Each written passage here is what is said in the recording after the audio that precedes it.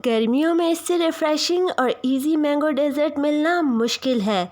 ना gas on होगी ना किचन गर्म होगा, और बिलीव मी रिज़ल्ट इतना क्रीमी और डिलीशियस कि सब दोबारा ज़रूर मांगेंगे। अस्सलाम वालेकुम फ्रेंड्स, कैसे हैं आप सब? I hope you all are doing great. अगर आप पहली दफ़ा मेरी वीडियो देख रहे हैं तो चैनल को ज़रूर सब्सक्राइब कर लीजिए ताकि मेरी कोई भी इजी और डिलीशियस रेसिपी आपसे मिस ना हो जाए।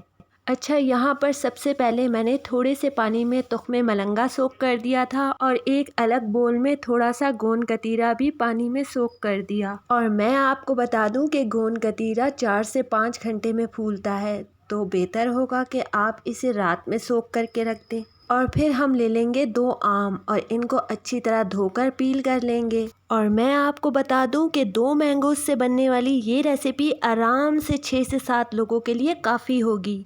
अच्छा, हमारे यहाँ तो गैस की लोड शेडिंग भी बहुत होती है, इसीलिए गर्मियों में ये रेसिपी हमारे घर में बहुत ज़्यादा बनती है, ख़ास तौर पर रात को, क्योंकि रात को किचन में गैस ऑन करने का बिल्कुल भी दिल नहीं करता।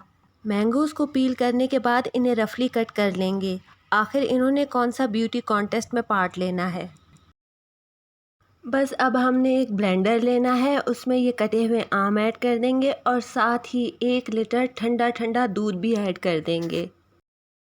अब मिठास के लिए इसमें मैं थोड़ा सा कंडेंस मिल्क ऐड करूँगी। अगर आपके पास ये अवेलेबल ना हो तो आप चीनी डाल लें।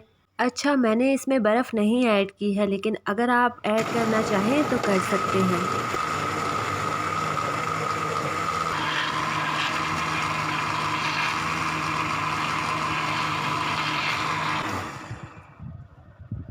अच्छी तरह ब्लेंड करने के बाद अब हम इसे ग्लासेस में निकाल लेंगे। हमने एक ही बारी में शेक को ग्लासेस में नहीं फिल कर देना है, बल्कि स्टेप बाय स्टेप लेयरिंग करनी है, क्योंकि लेयरिंग करने से ये शेक बहुत ज़्यादा अट्रैक्टिव लगेगा। और जैसा कि आप जानते हैं कि पहले हम अपनी आँखों से खाते हैं और फिर ज़बान से। अच्छा, यहाँ मैंने इसमें थोड़ा सा रूह अफ़ज़ा ऐड किया है और साथ ही फालूदा नूडल्स भी ऐड की हैं। और अब हमने जो बेसल सीड्स सोक करके रखे थे उसके भी 2 से 3 टेबलस्पून्स ऐड कर देंगे। और ये गोंद कतीरा है, इसको मैंने 6 घंटे पहले ही सोक कर दिया था। इसका भी हम 1-1 टेबलस्पून हर ग्लास में ऐड कर देंगे। और हाँ, गोंद कतीरा हाइड्रेशन और डाइजेशन को भी सपोर्ट करता है, इसीलिए ये समर का फेवरेट इंग्रेडिएंट माना जाता है। और यहाँ मैं इसमें थोड़े से मैंगो चंक्स ऐड कर रही हूँ, और बिलीव मी ये छोटे छोटे जूसी बाइट्स इस डेजर्ट की जान है।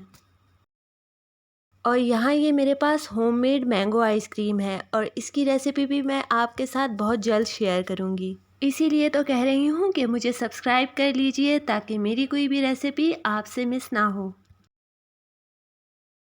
और आखिर में मैंने टूटी फ्रूटी और मैंगो चंक्स से टॉपिंग की है। अब आप भी इस रेसिपी को ट्राई करें, ख़ुद भी खाएं और अपने घर वालों के साथ भी शेयर करें और अल्लाह का शुक्र अदा करें। और मुझे कमेंट बॉक्स में ज़रूर बताइएगा कि आपको मेरी ये रेसिपी कैसी लगी। मुझे अपनी दुआओं में याद रखिएगा। अल्लाह हाफ़िज़।